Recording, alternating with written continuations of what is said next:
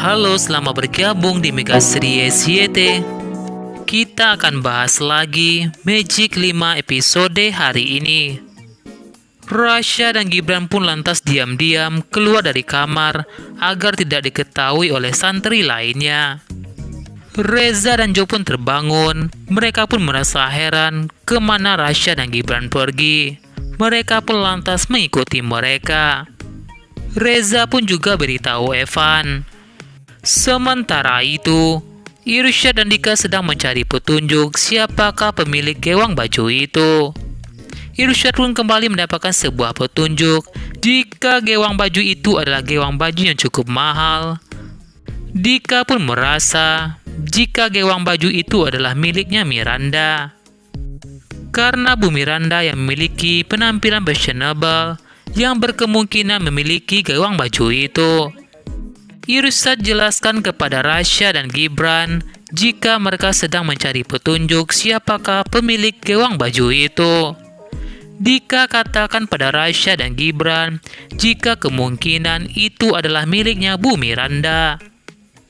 Rasya juga beritahu Irsyad dan Dika jika mereka berdua bakal ke rumah sakit untuk menyelamatkan Naura karena ada sosok hitam yang kembali mengintai Naura.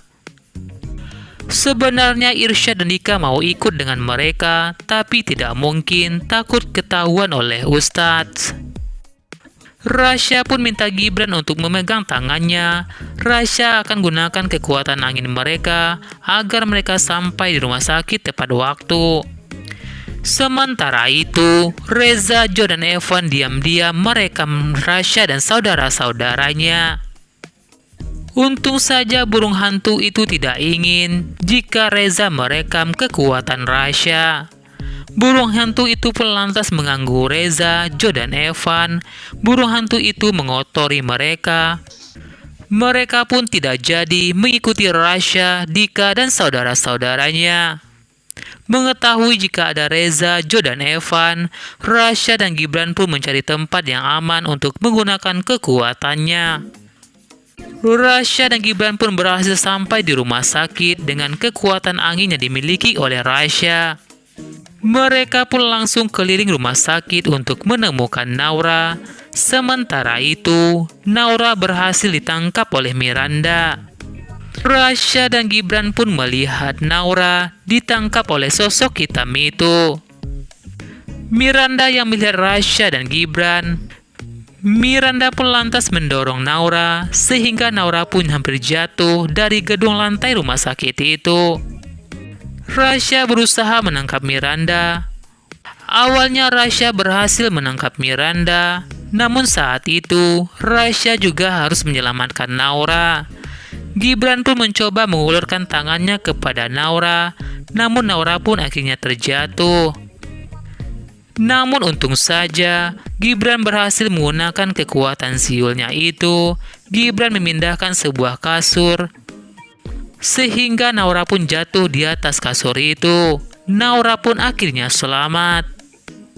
Gibran juga gunakan kekuatannya untuk mengangkat Naura ke atas ke tempat mereka.